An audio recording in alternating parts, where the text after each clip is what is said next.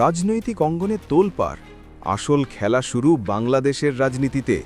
এবার এমন এক চাঞ্চল্যকর তথ্য ফাঁস হল, যা শুনলে এনসিপি জামায়াতের শরীরে রীতিমতো কাঁপন ধরে যাবে। নির্বাচনে নিরঙ্কুশ জয় পেয়ে প্রধানমন্ত্রী হয়েছেন তারেক রহমান। এর মধ্যেই গুঞ্জন শোনা যাচ্ছে ভারত সফরে গিয়ে তিনি শেখ হাসিনার সঙ্গে দেখা করতে পারেন। হাসিনা বর্তমানে ভারতে অবস্থান করছেন, এটা প্রকাশ্য তথ্য, কিন্তু অবস্থান গোপন। অন্যদিকে তারেকের ভারতের সঙ্গে সম্পর্ক উষ্ণ বলে মনে করা হয়।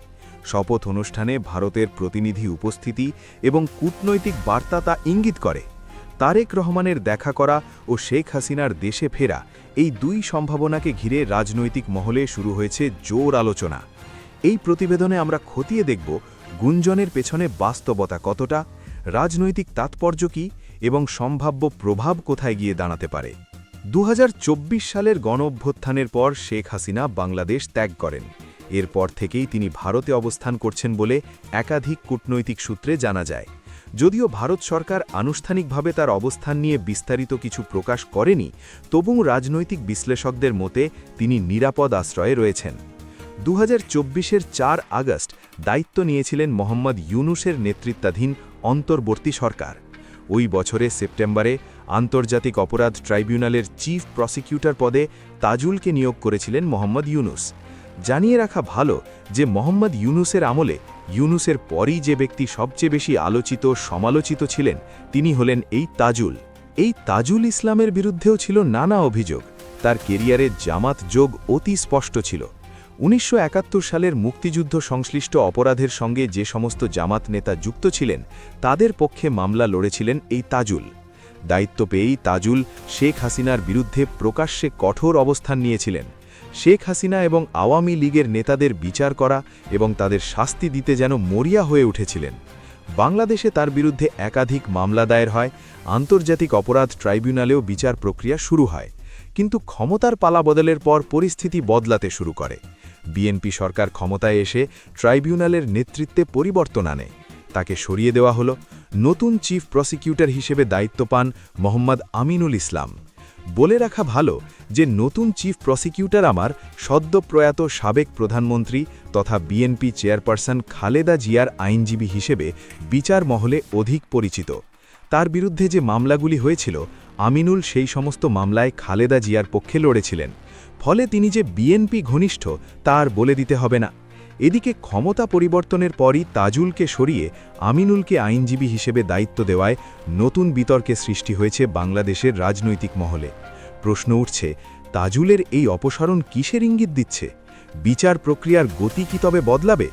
অপরদিকে দায়িত্ব থেকে সরানোর পর তাজুল ইসলাম বলেন, আমাদের দায়বদ্ধতা ছিল বাংলাদেশের ছাত্র জনতার প্রতি।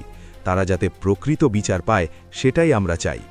এদিনের নতুন চিফ প্রসিকিউটর আমিনুল ইসলাম দায়িত্ব নেওয়ার পর বলেন, আমরা চাই আইন অনুযায়ী এই ট্রাইব্যুনালটা পরিচালিত হোক, বিচার প্রক্রিয়া আরও স্বচ্ছ এবং গতিশীল হোক। মূলত হাসিনার বিরুদ্ধে যে বিচার হয়েছে তা নিয়ে আন্তর্জাতিক মহলে একাধিক প্রশ্ন উঠেছে। অনেক সংস্থা ও বহু দেশ দাবি করেছে, আসামি পক্ষকে কিছু বলার সুযোগ না দিয়ে পরপারে পাঠানোর যে সাজা শোনানো হয়েছে তা আন্তর্জাতিক আইনের পরিপন্থী। আবার পূর্বতন প্রধানমন্ত্রী শেখ হাসিনা সহ আওয়ামী লীগের কয়েকশো নেতাকর্মীদের বিরুদ্ধে ঝুরি ঝুরি মামলা হয়েছে। এটা নিয়ে বিএনপি সরকার কিছু ভাবছে কিনা? বিএনপি নেতা তথা বাংলাদেশের স্বরাষ্ট্রমন্ত্রী সালাউদ্দিন আহমেদ এই বিষয়ে অনেকটাই স্পষ্ট করেছেন। তিনি স্পষ্ট জানিয়ে দিয়েছেন, নিরীহ মানুষ যাতে ভোগান্তির শিকার না হন, সেজন্যই বিএনপি প্রধান তারেক রহমানের নেতৃত্বাধীন বিএনপি সরকার এই পদক্ষেপ করেছে। তার মতে 5 আগস্টের পর বেশ কিছু মামলা হয়েছে। কিছু সুবিধাবাদী মানুষ সেসব মামলা করেছে। ব্যবসায়ী, সাংবাদিক সহ সমাজের বিভিন্ন পেশার মানুষদের নামে মামলা করা হয়েছে। এসব মামলা যাচাই বাছাই করা হবে, কারণ আমাদের আইনের শাসন প্রতিষ্ঠা করতে হবে। এর অর্থ হল, ইউনূসের আমলে দায়ের হওয়া মামলাগুলি এবার গভীরভাবে পর্যবেক্ষণ করবে বিএনপি সরকার। আইন বিশেষজ্ঞদের মতে মামলাগুলো পুনর্বিবেচনা করা হলে হাসিনার দেশে ফেরার পথ আইনি দিক থেকে কিছুটা প্রশস্ত হতে পারে। তবে এটি সম্পূর্ণ নির্ভর করবে সরকারের রাজনৈতিক সদিচ্ছা ও আন্তর্জাতিক চাপের ওপর। তবে এই সব বিষয় ছাপিয়ে যে বিষয়টি সবচেয়ে বেশি আলোচনার সৃষ্টি করেছে তা হল তারেক রহমানের ভারত সফর। প্রসঙ্গত নির্বাচনে অংশ না নিয়ে মন্ত্রী হয়েছেন খালিলুর রহমান। খালিলুর রহমানকে নিয়ে বাংলাদেশের রাজনৈতিক মহলে কম বিতর্ক হয়নি। অন্যদিকে বিএনপির স্থায়ী কমিটির সদস্য আমির খাসরু মাহমুদ চৌধুরীকে বাংলাদেশের অর্থ মন্ত্রণালয়ে দায়িত্ব দেওয়া হয়েছে। রাজনীতিবিদরা বলছেন, আমিরের সঙ্গে ভারতের সম্পর্ক অত্যন্ত ভালো। 2018 সালে তিনি 3 সদস্যের প্রতিনিধি নিয়ে ভারত সফর করেছিলেন। এছাড়াও তিনি কয়েকদিন পরপরই ভারতে যান, কিন্তু সেমিনারে যোগ দেননি আমির। একটি ছবি কিছুদিন আগে ভাইরাল হয়। ভাইরাল ছবিতে দেখা যায় স্বরাষ্ট্রমন্ত্রী অমিত শাহের সঙ্গে তিনি দেখা করেছিলেন। রাজনৈতিক পর্যবেক্ষকরা বলছেন, ভারতের সঙ্গে যাতে বিএনপির সম্পর্ক ভালো হয় সেই দায়িত্ব নিয়েছেন আমির। ইউনূসের সঙ্গে খারাপ সম্পর্ক ভারতের থাকলেও তারেকের সঙ্গে ভারতের সম্পর্ক অনেক ভালো। শপথ অনুষ্ঠানে লোকসভার স্পিকার ওম বিড়লা তিনি গিয়েছিলেন, সেই ছবি আমরা প্রত্যেকেই দেখেছি। ভারতের প্রধানমন্ত্রীও তারেককে শুভেচ্ছা বার্তা পাঠিয়েছিলেন। তারপরেই বিএনপির তরফ থেকে বলা হয় তারা ভারতের সঙ্গে বন্ধুত্বপূর্ণ সম্পর্ক গড়ে তুলবে, কারণ তারেকের দেশে ফেরার ক্ষেত্রে দিল্লির যথেষ্ট ভূমিকা রয়েছে। অমিত শাহের সঙ্গে দেখা করেছেন আমির। যদি এই ছবি সত্যি সত্যি সঠিক হয়, তাহলে বিএনপির সঙ্গে ভারতের সম্পর্ক যে ভালো হবে সে কথা বলাই বাহুল্য। অর্থাৎ তারেক রহমান আর কিছুদিনের মধ্যেই তিনি যে বিদেশ সফর শুরু করবেন, তার মধ্যে প্রথমেই থাকবে ভারত। সবচেয়ে আলোচিত বিষয় হচ্ছে, তারেক রহমান কি সত্যি শেখ হাসিনার সঙ্গে দেখা করবেন? ভারতে অবস্থানরত হাসিনার সঙ্গে কি কোনো অনানুষ্ঠানিক বৈঠক হতে পারে? কূটনৈতিক সূত্র বলছে, তারেক রহমান খুব শীঘ্রই ভারত সফরে যেতে পারেন। ভারতের সঙ্গে সম্পর্ক জোরদার করা তার সরকারের অগ্রাধিকার তালিকায় রয়েছে। আর সাবেক প্রধানমন্ত্রী শেখ হাসিনার সাথে দেখা করার বিষয়ে রাজনৈতিক বিশ্লেষকরা 3টি সম্ভাবনা দেখছেন। প্রথমত, এটি হতে পারে একটি ব্যাক চ্যানেল আলোচনার অংশ। দীর্ঘদিনের রাজনৈতিক বৈরিতা কমিয়ে একটি সমঝোতার পথে হাঁটার চেষ্টা। দ্বিতীয়ত, এটি হতে পারে একটি কৌশলগত বৈঠক, যেখানে আওয়ামী লীগের রাজনৈতিক ভবিষ্যৎ ও দেশে ফেরা নিয়ে শর্ত সাপেক্ষ আলোচনা হতে পারে। তৃতীয়ত, গুঞ্জনটি সম্পূর্ণ রাজনৈতিক প্রচারণা, যা এক প্রকার জনমত যাচাইয়ের কৌশল বলা যেতে পারে। উল্লেখযোগ্য বিষয় হল, সাম্প্রতিক সময়ে তারেক রহমান কিংবা শেখ হাসিনা কেউই একে অপরকে নিয়ে কড়া ভাষায় মন্তব্য করেননি। রাজনৈতিক পর্যবেক্ষকদের মতে এই নীরবতা ইঙ্গিতবাহী। ক্ষমতায় আসার পর তারেক রহমান প্রশাসনে বেশ কিছু কৌশলগত পরিবর্তন এনেছেন।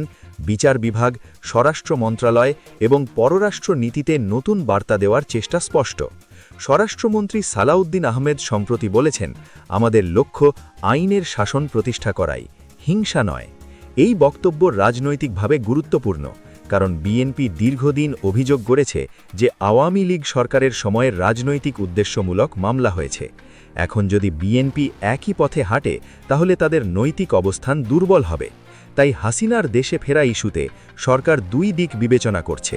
প্রথমত, দলীয় আবেগ, আর দ্বিতীয়ত, আন্তর্জাতিক কূটনৈতিক বাস্তবতা। শেখ হাসিনা দীর্ঘদিন ভারতের ঘনিষ্ঠ মিত্র হিসেবে পরিচিত ছিলেন। অন্যদিকে তারেক রহমানের সঙ্গে ভারতের সম্পর্ক নিয়েও ইতিবাচক ইঙ্গিত মিলছে। ভারতের কৌশলগত স্বার্থ হল বাংলাদেশের রাজনৈতিক স্থিতিশীলতা বজায় রাখা। তাই তারা সরাসরি কোনো পক্ষ নিলেও প্রকাশ্যে নিরপেক্ষ অবস্থান রাখবে বলেই ধারণা করা হচ্ছে। যদি তারেক ও হাসিনার বৈঠক হয়, তবে তা ভারতের নীরব সম্মতিতেই হবে, এমনটাই মনে করছেন কূটনৈতিক পর্যবেক্ষকরা। দেশে ফেরার প্রশ্নটি শুধু ব্যক্তিগত নয়, দলীয় ভবিষ্যতের সঙ্গেও জড়িত। আওয়ামী লীগের অনেক নেতাকর্মী এখনও সাংগঠনিকভাবে সক্রিয় রয়েছেন। সাম্প্রতিক সময়ে বিভিন্ন স্থানে দলীয় অফিস খুলে কার্যক্রম শুরুর খবরও পাওয়া গেছে। যদি শেখ হাসিনা দেশে ফেরেন, তাহলে তা আওয়ামী লীগের জন্য একটি বড় মনোবল সঞ্চার হবে। তবে একই সঙ্গে রাজনৈতিক উত্তেজনাও বাড়তে পারে। কেউ কেউ বলছেন, বাংলাদেশে ব্যক্তি নির্ভর রাজনীতি অত্যন্ত শক্তিশালী। হাসিনার প্রত্যাবর্তন মানেই রাজনীতিতে নতুন মেরুকরণ। সব মিলিয়ে বাংলাদেশের রাজনীতি এখন সন্ধিক্ষণে দাঁড়িয়ে। একদিকে প্রতিশোধের রাজনীতির স্মৃতি, অন্যদিকে পুনর্মিলনের সম্ভাবনা। শেখ হাসিনার দেশে ফেরা কি বাস্তব হবে? তারেক রহমান কি সত্যিই তার সঙ্গে বৈঠকে বসবেন? এই প্রশ্নগুলোর উত্তর এখনও অমীমাংসিত। তবে ঘটনা যাই হোক না কেন, একটি বিষয় স্পষ্ট, বাংলাদেশের রাজনীতিতে বড় ধরনের পরিবর্তনের পূর্বাভাস মিলছে। আগামী কয়েক মাসেই বোঝা যাবে, দেশে কি 2 পক্ষের মধ্যে নতুন করে সমঝোতা শুরু হবে, নাকি আবারও রাজনৈতিক সংঘাত ও টানাপোড়েন দেখা দেবে। উত্তরটা সময়ই বলে দেবে।